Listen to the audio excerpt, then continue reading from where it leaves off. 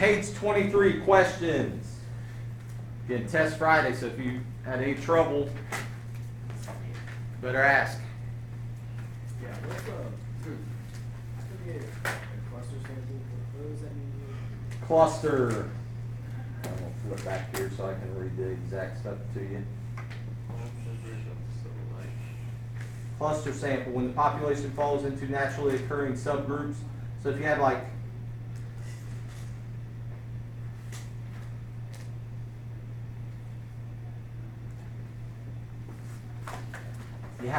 the counties of Ohio, and we pick Preble, Shelby, different counties around the area. Now the bad thing with the cluster is, what's supposed to happen is Preble County is supposed to be like the other counties.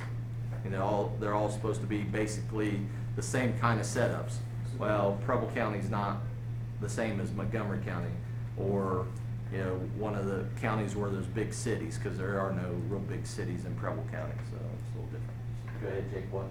So there's a question about, which one it is. But when it's like 100 acres or 40 acres, and split them up into 1 acre squares, so that'd be a cluster. Yeah. Okay. Yeah, see, and with what is it? Soybeans in it. With soybeans,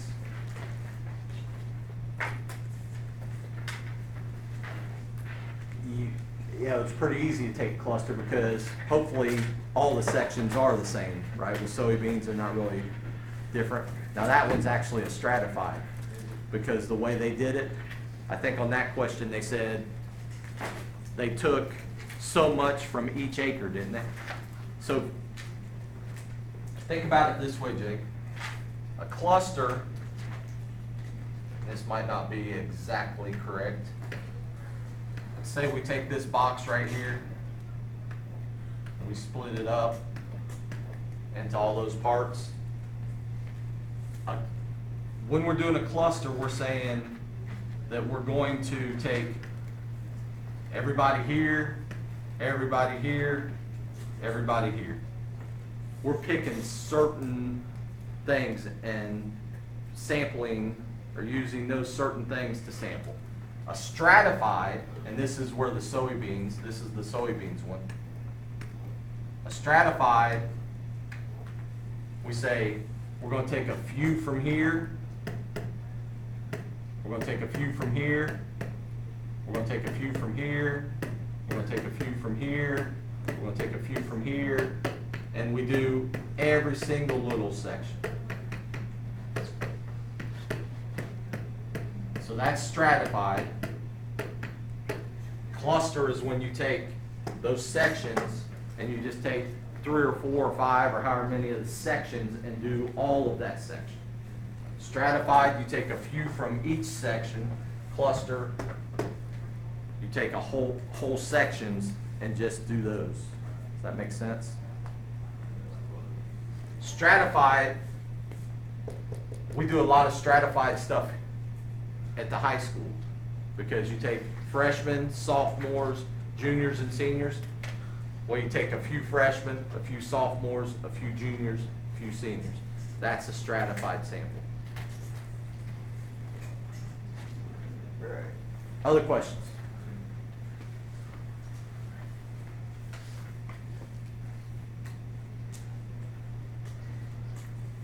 Ask now. Don't be afraid to ask. Everybody's going to get 100 on this test Friday, right? Do you do 31 through 36? 31 through 36. Just go through them all. Yeah. 31, let's see, choosing between census and sampling. Remember, census goes along with a population. Sampling goes along with a sample, or with part of the population. The average age of 115 residents of a retirement community. The main thing when you're trying to decide between population and a sample is deciding, can I actually deal with this whole population? All right? We got all the people in the US. Is that a population that we can actually deal with? Can I go around and talk to every one of them? Now, if I start in Maine and start talking to all the people in a certain population, by the time I get out to California, about half those people in Maine, not half, that's a little stretch, a decent percentage of those people in Maine probably passed away. Okay? They're probably not there anymore. And then there's probably even more that moved out of the country. And then there's, all kinds of changes. So the whole U.S. population, be sort of hard for me to survey them all or do anything with them. This one we have 115 residents in a retirement community. Is that going to be hard for me to get around and talk to all of them? You should be able to do that, right? So there, I would say that's a census. The most popular type of movie among 100,000 online movie rental subscribers. Are we going to be able to get a hold of all those 100,000 online movie rental subscribers? No. Probably not. There's probably several of you who get your movies offline that get all kinds of emails and stuff where somebody's trying to talk to you, and what do you do with those emails? Trash them. You trash them, you delete them. You don't even look at them. I have that on my computer every morning. I come in here and because we travel for baseball a lot in the summer, so we rent homes and stuff. Well, now I have all these places sending me, hey, you could rent this home today for this. Well, I don't want to rent a home today. And so as soon as I see that home rental stuff on there, I just trash it. Doesn't do any good to send it to me. 33 through 36. And exercises 33 through 36 determine whether a survey question is biased. If it's biased, suggest a better wording. Why does eating whole grain foods improve your health? Do you think that's bias? I mean, it's got some bias to it, but I think it's true. It's just, It might be true, but the way they word things, and you see this a lot, the way things are worded makes it biased. If you're going to do a survey about whole grain foods, should your question be, why does eating whole grain foods improve your health? No, the question should probably be, will eating whole grain foods improve your health? The way they've questioned it there, it's already like a done deal that, hey, yeah, it does help you. Well, that's a bias. That's what makes something biased. If I'm going to survey you guys and I'm going to say, why, I'm going to give you a paper and have you fill it out. Why is Mr. Eversole the best teacher at National Trail? That would be biased. If I ask you, is Mr. Eversole the best teacher at National Trail? Then that's a better question, right? Can you ask how, could it be how does eating whole grain? Something like that would be all right I too. didn't know if that was biased either, but I guess people could be no, it doesn't help, I guess, I don't know. So the whole point here is they're already pointing you in the direction that what's true about whole grain foods. That it's good for you. All right? They're already saying, hey, we know it's good for you. Is it? I don't know. Number 34, why does text messaging while driving increase the risk of a crash? Does that sound biased? it's biased. It's true, but it's biased. And again, they shouldn't ask, why does it? They should ask, get rid of the why word and just say, does it cause more crashes? Take a risk of more crashes. 35, how much do you exercise during an average week? Does that sound biased? No, that's a good question. How much do you exercise? You're just asking, you're not throwing anything in there that's causing somebody to think one way or another. 36, why do you think the media have a negative effect on teen girls' dieting habits? That's biased. That's biased too, because they're already telling you what's the media doing to the teen girls. They're having a negative effect on them. Well, there's certain girls don't follow all that crap and say, No reason to. right. Other questions? Maybe take it now. Go ahead. We'll be reviewing for the test. We'll see. We'll take a survey after the test of those of you who took a nap, or those of you who actually paid attention when we were going over stuff. Fair enough.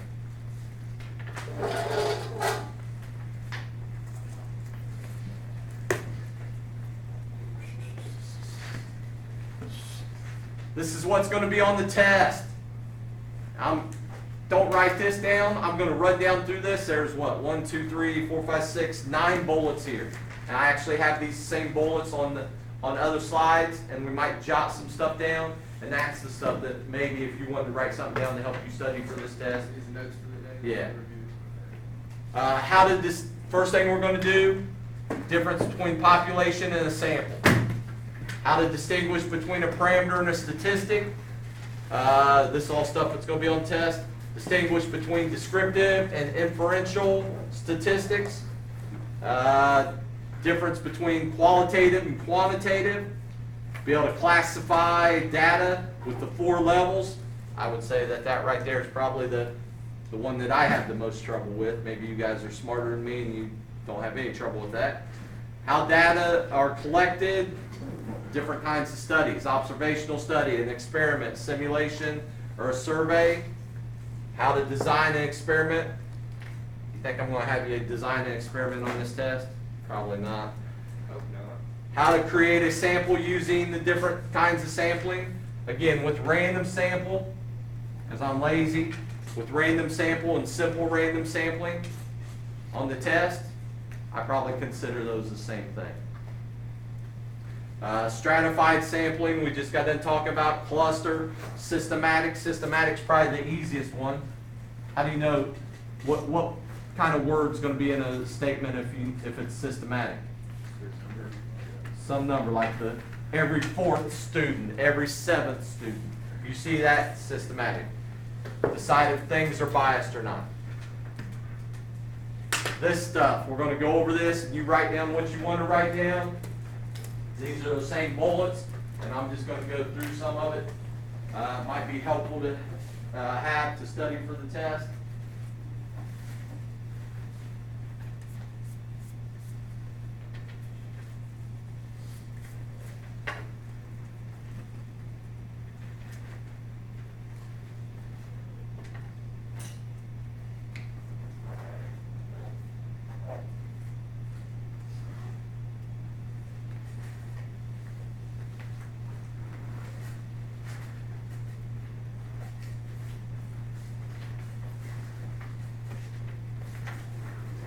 One of them, the top one, just fill it out, give it to me, that's just so I have your information. And the other one is syllabus is on the back, and the parent form's on the front. Just bring the parent form back to me. On the first one, how to distinguish between a population and a sample. What's the difference between a population and a sample? Population's all samples, hard Part of the population. Population's all samples part.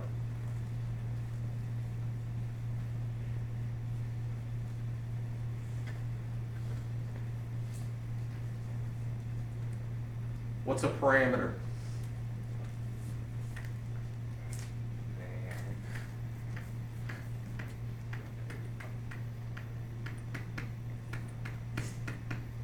It's a characteristic of a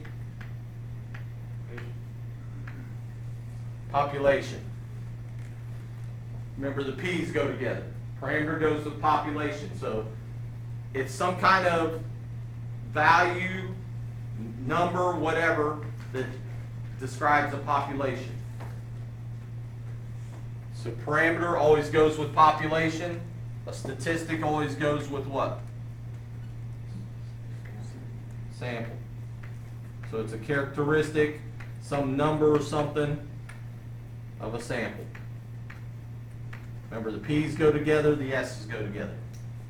Parameter, population, statistic goes with sample. Descriptive and inferential statistics.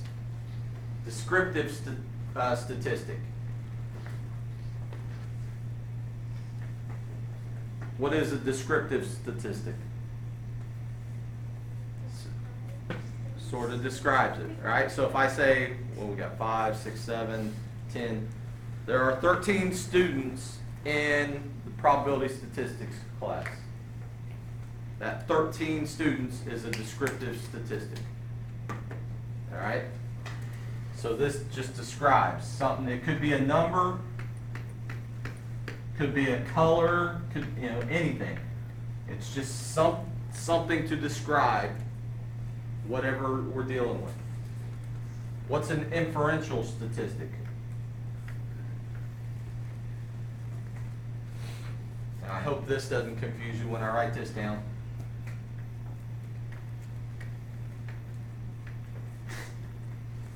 An inferential statistic is something that's like made up. Now, could it be true? Yeah, it could be.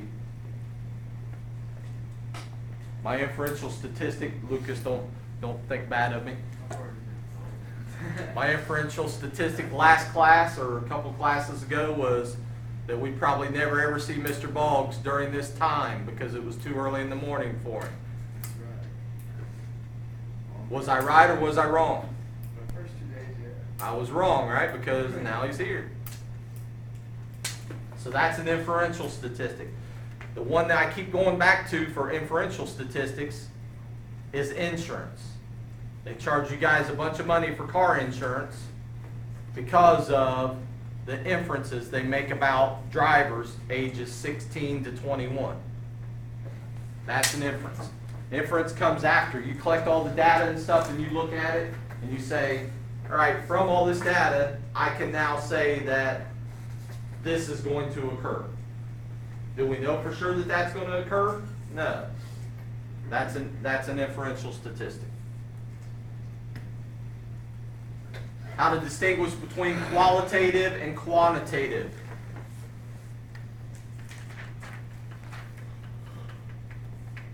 What's a qualitative piece of data? It's like a quality. Blue eyes, eye color, age. All right? Even though age is a number, could that still be a quality? Yeah. So you got to be careful sometimes. Quantitative is what? Numbers. Now again, be careful because I'll put something like this on the test. If I start listing the names of cars and I put an F-150, is that a qualitative or a quantitative? Qualitative, right? Not a quantity just because it's got a number. Quantitative would be like a year, maybe? Or no? It could be. Or how many of them are there? Like let's say we're looking out in the parking lot and we're saying, and we got F-150s, I don't even know. That's your big old darn butt. Whatever, and then we count up. There's 5 of these, 2 of these, 4 of those. So this would be our quantitative. These are qualitative. How to classify data. Nominal, ordinal, interval, ratio. Remember, nominal always has to be qualitative. It's always just going to be some name. Probability statistics, biology, phys ed. That would be qualitative. It's just names. And sort of nominal, that's what nominal means. Just like just names. Just a name. Ordinal, what's the key thing with ordinal? First 3 letters sort of tell you. Order. Ordinal is some kind of order. And Malachi is right. It could be qualitative or it could be quantitative. It could be either one of those. So it could be just names, or it could be some kind of number setup.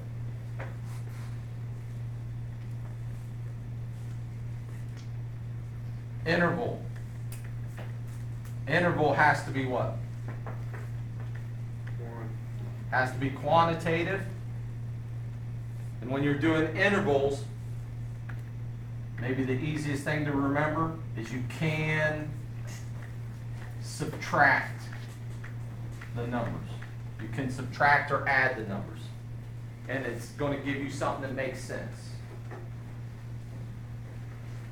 So you can subtract them. You have something where you can say something like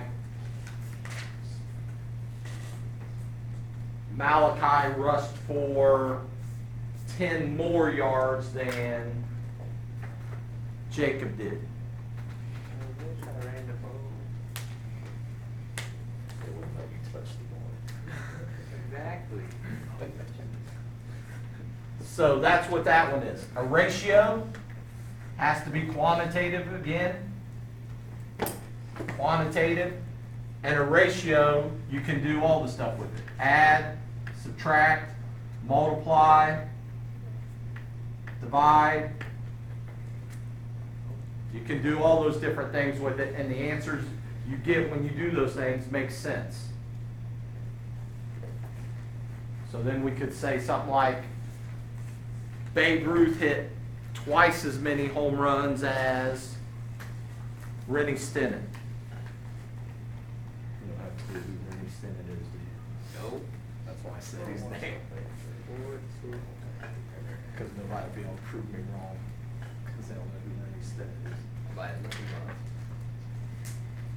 I'm kidding. You had to waste my time. You record all the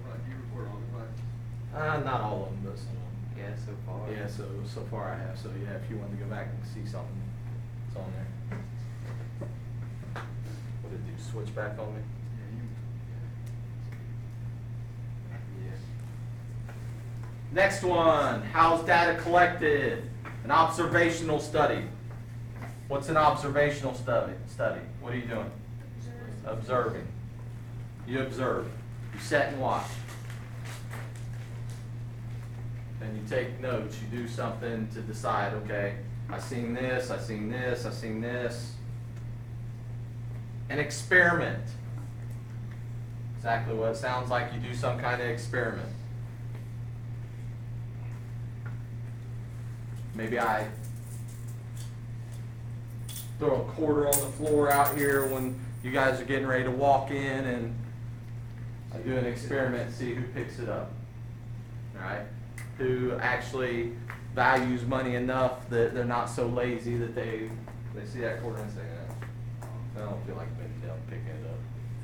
So I'd pick it up too. If it's a quarter, that thing helps. So you just carry, I might take it in your pocket. That's all the money I have. You carry coins in your pocket. Yeah, it needs, there's vending machines. You need- Where else you gonna carry coins at? In your car?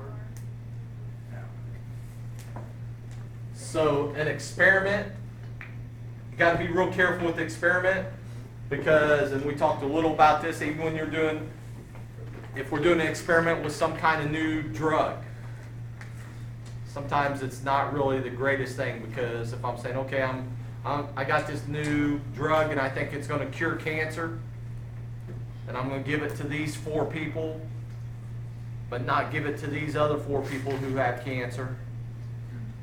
Yeah, right. So if it works, these people over here are probably going to be pretty upset with me because I didn't give it to them. And so that's sort of hard to do sometimes. Simulation. Simulation lots of times uses what? Computers.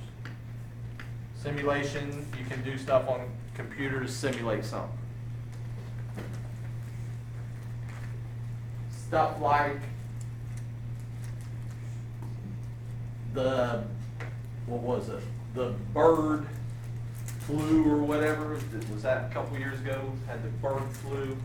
and they were making such a big deal about it, and, oh, it's gonna kill everybody, and mad cow disease and all that stuff. Swine flu. Swine flu was one. Doesn't They do simulations with that stuff because they can't actually go out to West Manchester and say, you know what, we're gonna go to each house and give this to everybody. Ebola? And Ebola, you know, we can't pass this out and see if it actually is gonna kill everybody, so they do some kind of simulation. And the one that we'll probably deal with the most, surveys, that's just asking. We did a survey the other day in here that ended up in the trash can, right? Yeah, they did French fries. That way we didn't have to tell Malachi, I didn't have to call his mom and say he's stealing money from your purse. I don't steal from mom. He's got a job, Dad, so I don't steal from my dad either, they give me. How to design an experiment, we had that list, I'm not gonna go back all through that list. We wrote it down the other day, there was like 5 steps to design an experiment.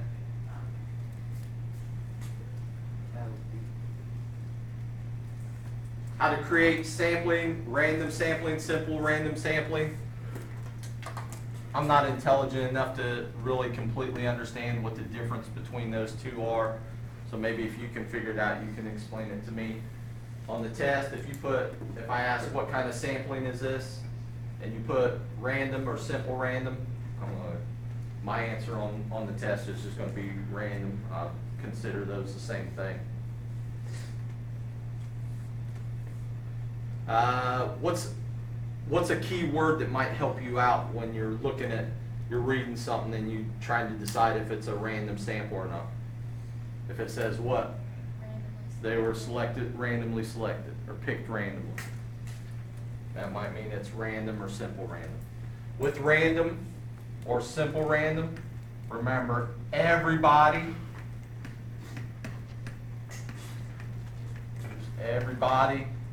has same chance.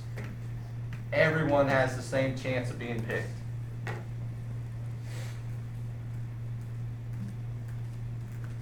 And it's hard to do a random sample. My idea of a simple random sample, or the difference between a random and a simple random sample, is you can't ever really get a random sample. Because even if I have this entire population and I'm saying everybody's got the same chance of being picked, there's probably going to be some little difference that causes one thing a little less chance than another. Even if I was to put all your names in a hat and shake it up, well, whoever's name I put in first might not have got shook up real well, so it might be way on the bottom. So you don't have quite as much chance, maybe. Stratified, we talked about stratified just a couple minutes ago. Stratified is when you have things split up in different groups, and then you take 2 from this group, 2 from this group, 2 from this group, 2 from this group, 2 from this one. So you take a certain number from each group. Cluster, you have things split up in different groups. So let's use our school. If we were going to do a stratified, I'd survey 2 people from this room, 2 people from Mr. Slam's room, 2 people from Mr. A's room, 2 people from Mr. Boggs' room, 2 people from Mr. Swihart's room, so on, all the way around the school. If I was going to do a cluster, I would take all of this room, all of Mrs. A's room, all of Mr. Bryant's room, and I would just pick certain rooms to take all of. Difference between cluster and stratified. Systematic, how you going to know something's systematic? Every 4th, every 5th, every 10th person, every 10th phone number, whatever it happens to be. Biased. Almost everything's going to have some kind of bias. You can't get rid of every kind of bias, all right? There's going to be some kind of bias in just about everything. Bias is just something that causes the sample or the survey or whatever it is not to tell you exactly what it should tell you, all right? Be able to tell if something's biased and be able to give some kind of explanation why you might think it's biased. Malachi, you handle all that? Yeah. Probably get 150 on this test, right? Maybe a 50. You're so smart, you probably score 100 on your test and take Katie's and score 50 extra points for her or something, right?